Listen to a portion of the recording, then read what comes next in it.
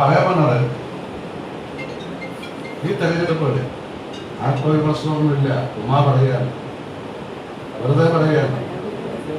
ഞാൻ വെറും സൗഹൃദമായിട്ടാണ് ഇലക്ഷൻ സ്ഥാനാർത്ഥി പ്രഖ്യാപിച്ചത്. ആരോടും എന്റെ ഭാര്യയോടും എന്റെ മകനോടും മകന്റെ ഭാര്യയോടും ഒരു രാഷ്ട്രീയക്കാരോട് ചോദിച്ചത് ആരെങ്കിലും മൂന്നിനേക്കുള്ള.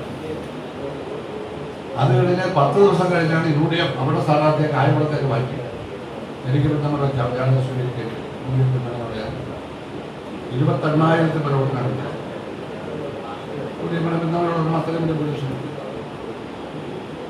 ഇവിടെ നമ്മൾ നോക്കുന്നതിന്റെ പകരം നല്ലപക്ഷ തോന്നി ലിനു കായംകുളത്തേക്ക് മാറി.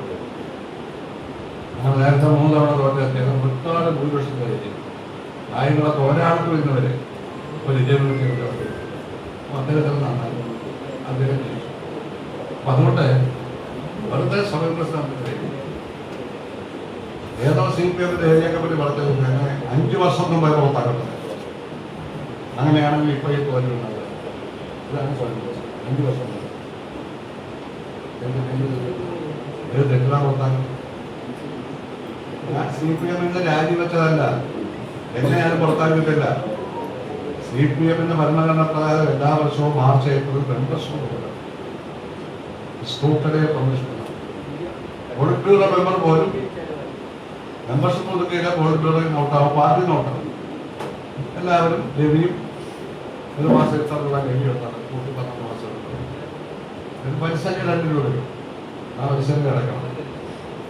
അപ്പോൾ നല്ലപോലത്തെ പ്രവർത്തിക്കുന്നത് ഇപ്പൊ നല്ലപോലെ പ്രവർത്തിക്കുന്നൊന്നും ആരും നോക്കാറില്ല. സൗകര്യം പോലെ കിടക്കണം. ഇയാൾ തന്നെയായിരുന്നു അവരെ കൊടുക്കും. ആ സ്കൂട്ടറിൽ ഞാൻ പുതുക്കിയില്ലതേ ഉള്ളൂ. എനിക്ക് താല്പര്യമില്ല.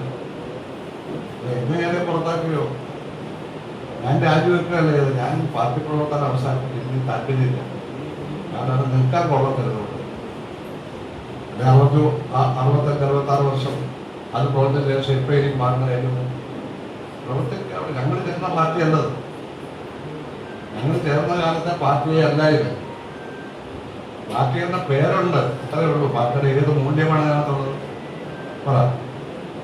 കമ്മ്യൂണിസ്റ്റ് പ്രസ്ഥാനം എന്ന് പറഞ്ഞാൽ ആശയപരമായി എതിർക്കുന്നവരായാലും അതിനെ ബഹുമാനിക്കും. കാരണം അതിൻ്റെ മൂല്യമുണ്ട്. അതിനുവേണ്ടി ചത്തു പണിയെടുക്കും പ്രവർത്തകർ. മരിച്ചാൽ പോലും അവർക്ക് വിഷമമാണ്. അങ്ങനൊരു കാലം ഉണ്ടായിരുന്നു. അതെല്ലാം പോയില്ലേ.